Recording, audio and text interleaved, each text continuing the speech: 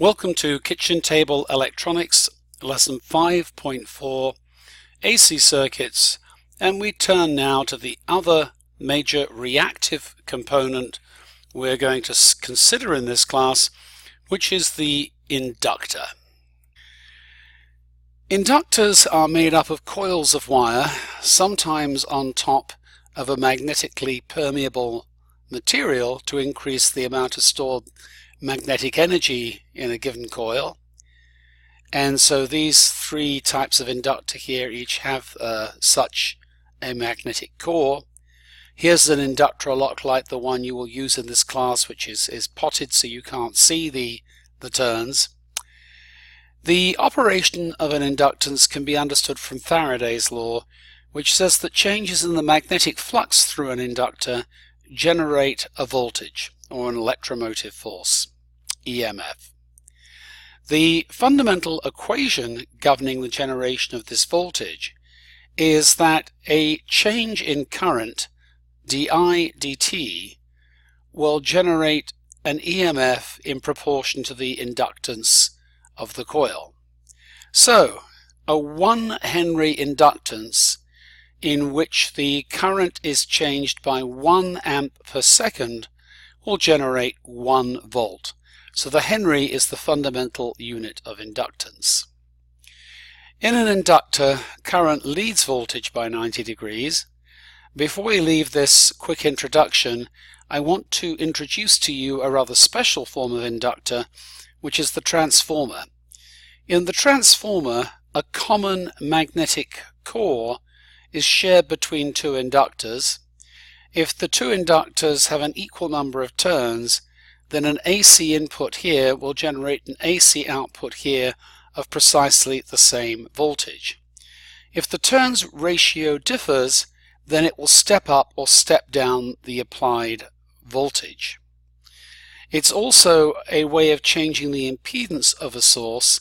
So for example, a step down voltage will be a lower impedance source than the original impedance applied to the transformer here. So they're often used as impedance matching devices, isolating devices, and devices to generate very high or very low voltages, for example, from the line voltage. Okay, that's enough of transformers. Let's go on to looking at inductive reactance. So here again is this fundamental equation, E is minus L di dt. If we integrate this, then we have integral of E dt is minus Li. We've integrated the di. So here we go. Let's put a sine wave again as our voltage across the inductor. So V0 sine omega t. And we're going to be integrating this, and this therefore gives us, remember how we integrated and differentiated sines and cosines from the last lecture, V0 divided by omega cos omega t with a minus sign out here. So that's the integral of this term, and that, as we said before, was equal to Li. So here I've rewritten this in the form of a V equals something times I equation like Ohm's law. So instead of V equals IR, it's V equals IX, where X is the reactance of the inductance, and this is given by omega L. So inductors have a reactance that increases with frequency, unlike a capacitor for which the reactance went as 1 over omega. So an inductor impedes the flow of current as the frequency increases, given by this relationship here, XL is omega L, where if omega is in radians per second and L is in henries, then the reactance is in ohms. We now have this different phase relationship, that a sine goes to a minus cosine, and this then leads to the introduction of an I in the impedance. Z, the impedance of an inductance, is I omega L. The derivation of this is covered in the advanced topics for lesson 5. Alright, we know an inductor impedes the flow of current as the frequency increases, let's make a low-pass filter that looks a lot like the filters we were using with capacitors, only what would have been a high-pass filter with a capacitor between the source and the sink is now a low-pass filter with an inductor between the source and the load, and this resistance across it here. An analysis of the reactances in this circuit leads to this relationship for the ratio of the magnitude of V out to V in. It's 1 over omega squared L squared over R squared plus 1 all square rooted. You'll notice this looks exactly like the low pass function that we had for a capacitor, only this term B now, if we write this term omega squared L squared over R squared as B times frequency, so that is 2 pi L over R all squared, then you'll notice that this is exactly the same term but just with a different B value. B is 2 pi L over R. Alright, let's try it out. So you should have a 100 millihenry inductor. It's a fairly beefy object, and here it is to be plugged into your board. And again, we're going to use a 10 kilo ohm resistor to ground so we don't load up our 89850.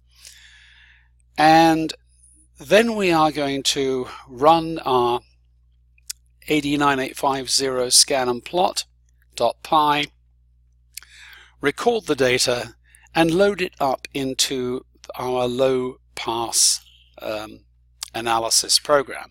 We're going to use exactly the same program that we used for the capacitive low pass filter, and here is the function. It was a over the square root of bx, where x is the frequency all squared, plus 1 plus a constant, and as you saw from this page, that can precisely represent this equation, albeit with a different meaning of the parameter b. And so here is the data. You will find, of course, the programs in their usual place in the folders for this lesson. So hopefully you will both run the experiment and then run the analysis and produce a plot something like this, which will presumably look a little bit different since all inductors have some manufacturing variation in them. So here's my fit, the A which just has to do with this range of voltage here, and C which has to do with the background voltage. And here is the value of B I get from the fit. I had to put guessed parameters in here, so I think I just used 1 times 10 to the minus 4, and here is the number it actually fitted. It gave me 7.3 times 10 to the minus 5. So the inductance then would be calculated, remembering the definition of B, from BR over 2 pi.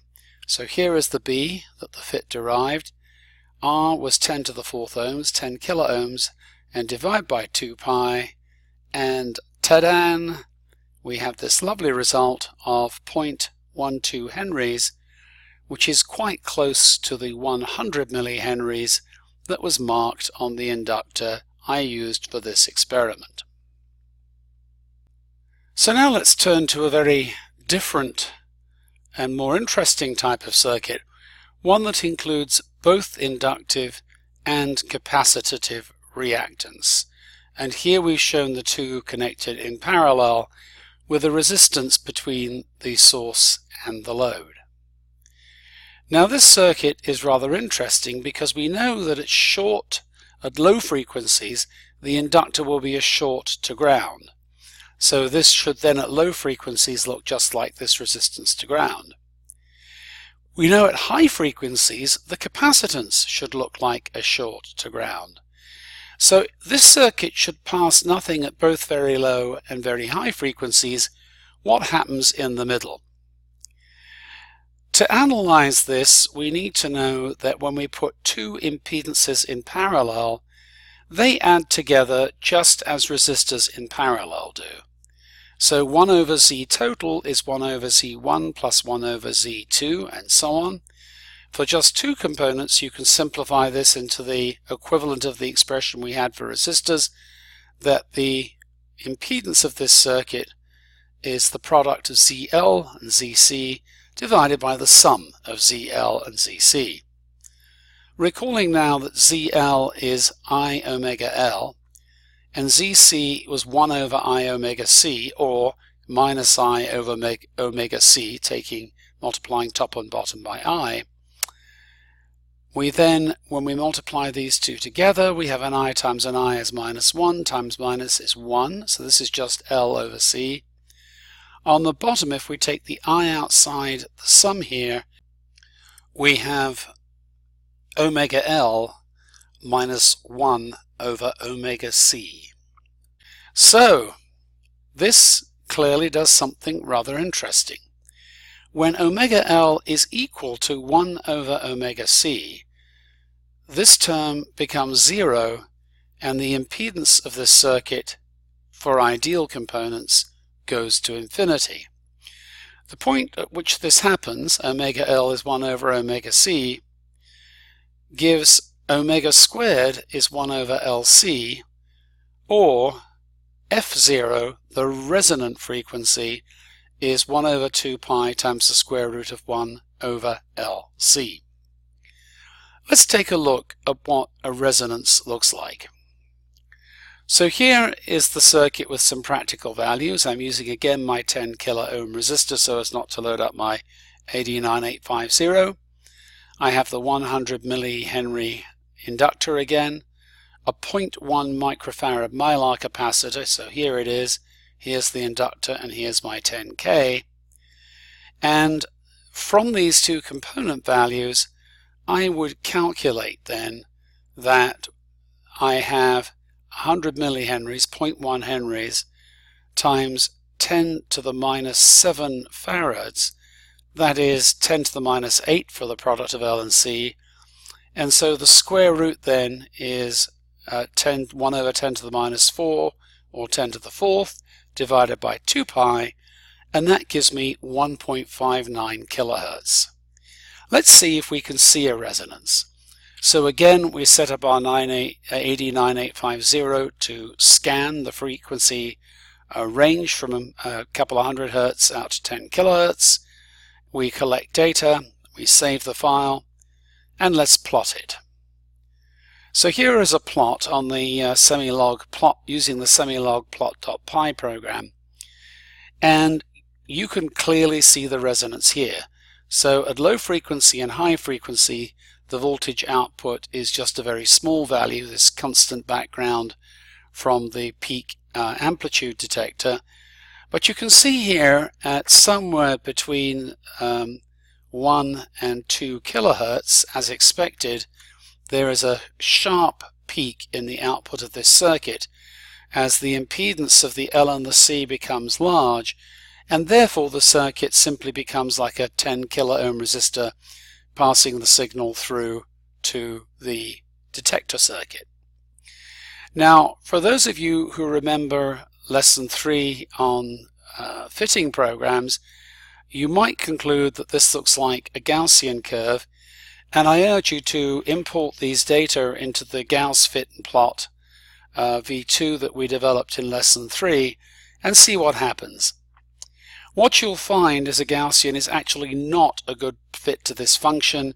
It's far too steep-sided. It comes crashing down like this. This is a new type of curve. It's called a Lorentzian.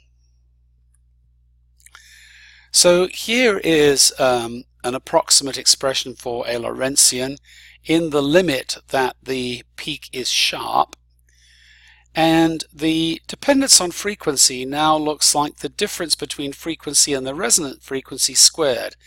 So this is a much slower fall off than an exponential fall off, as in the case of a Gaussian. We have here a width parameter. This parameter here controls how sharp or otherwise the curve is, which looks like the resonant frequency divided by 2 times this constant Q. Now if you actually set this to a half and solve for Q, you can show that Q is equal to the full width at half maximum of this curve, the ratio of that to the resonant frequency. So let's go ahead and run a fit. I have uploaded a program either as a Word doc or a text doc, once again depending on your website, resonance.txt or resonance.doc. So paste this into Notepad and then again from Notepad into idle and save as resonance.py. And I won't go through all this, it's like all the other programs. So here is the function that we are fitting. Once again, we're putting in the parameters here and converting them into floats. A is the scale parameter that tells us about how many volts the function spans. C is this background parameter here, the constant background. F is the resonant frequency, so we could put in a guess of anything halfway sensible here, and we will return exactly the best fit, using all these points, by the way, much better than finding the peak by eye. X, of course, is the variable in the program, the actual variable frequency, so it's f minus x all squared, plus this width parameter here and here. This is equal to f0 on 2q all squared, and we can put in almost any number for this, and it will fit and return the actual value. And we just run the program and it returns this fit. Not completely perfect, you can see this tail deviating slightly here, but certainly a much better fit than a Gaussian. And it returns a resonant frequency of 1.577 kilohertz. That's pretty good. The calculated value we concluded a couple of slides ago was 1.59 kilohertz, and we've actually measured 1.58, well within the component tolerances of that inductor and capacitor. So good, the resonant frequency is right. What about the width parameter? Well, I have 5.6 times 10 to the 4th. If I take the square root of that, I get the ratio of f0 to 2q.